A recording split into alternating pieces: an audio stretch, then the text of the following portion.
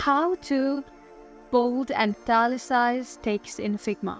This simple formatting techniques can really help emphasize your design, so let's get right to it. Alright, here we are in Figma, and just make sure you have your text here selected. I have this right now. You can do this by clicking all the text directly on the canvas, or if you haven't added any text yet, go ahead and do that now by using the text tool right at the bottom.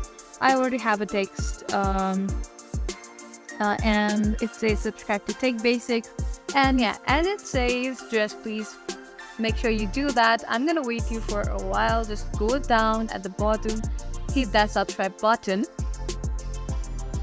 So okay, I think by now you have already done that. I hope you have already subscribed. So once you have selected your text here, simply click into that, and to make the text bold, look for the, like you can see a property panel at the right corner. Simply go to the text style. I guess this is the one, so it's right now it's in regular. Click into that and a drop down menu will appear.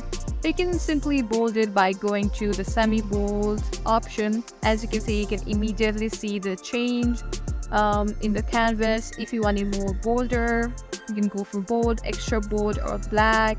I think this is the most like bolder it can look, so let's go with the black. Hit it there. And if you want to go to more like the italic style, again, it's the same option. You can go there. You can see the italic option, like extra light italic, semi-bold italic, extra bold italic, black italic, and stuff like that. So we can simply choose one and tap in there, and you can similarly easily see the update over here. So that's it. I hope you know now how to bold and italicize text in Figma. This simple adjustment can really enhance your designs. If you found this tutorial helpful, please give it a thumbs up, and I hope by now you have already subscribed to our channel.